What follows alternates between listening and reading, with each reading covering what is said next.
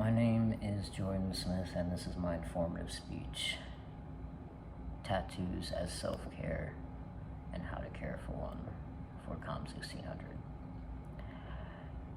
Did you know that 2 of the top searched results on Google that come up when asking about tattoos and self-care are, is getting a tattoo self-care, and are tattoos a sign of low self-esteem?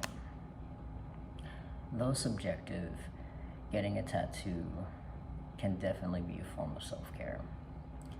People have used tattoos as a way to express their own personality, commemorate something, display meaningful symbols, or simply for the process of getting the tattoo. All of the above can be therapeutic avenues to take for body art, though studies have shown that people with 3 or more tattoos are more likely to have low self-esteem or have felt it in the past. Not everyone who has tattoos has or has had low self-esteem.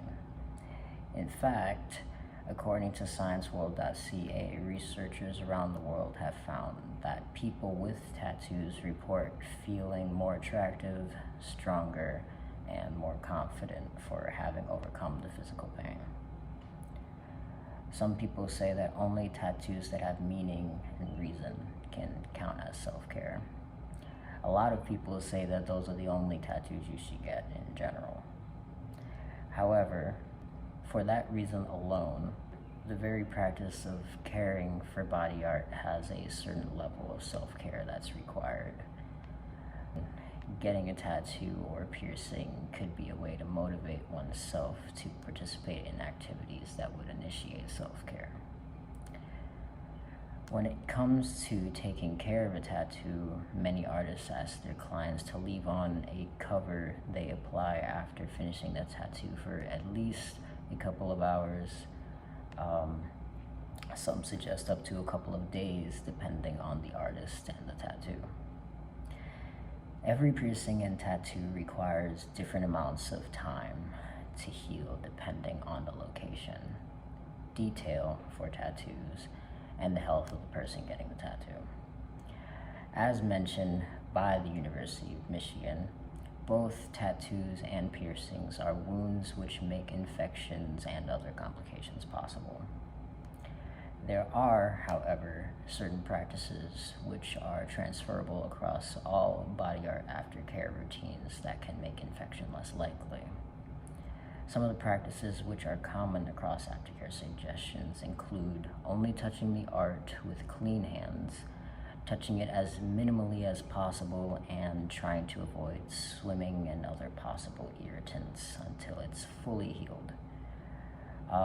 In the days after getting the tattoo, the top layer of skin may begin to peel and flake off.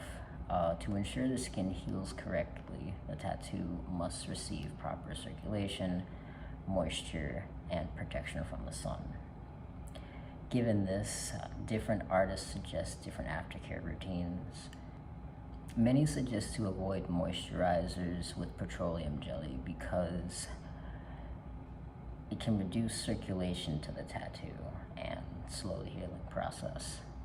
However, other artists still suggest products like Aquaphor and A&D as options for artificial moisturizers, even though they still contain certain amounts of petroleum.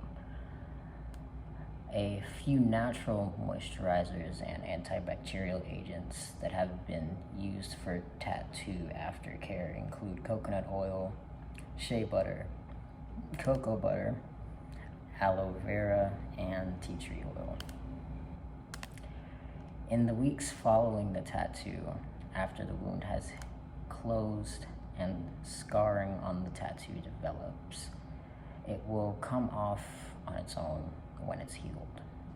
It's important not to force the scabs off, as it can damage the art and require a touch-up afterwards.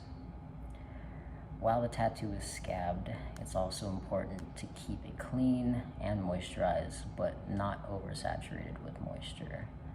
Too much moisture can cause the scabs on the tattoo to bubble and become misshapen, causing the tattoo to possibly heal incorrectly.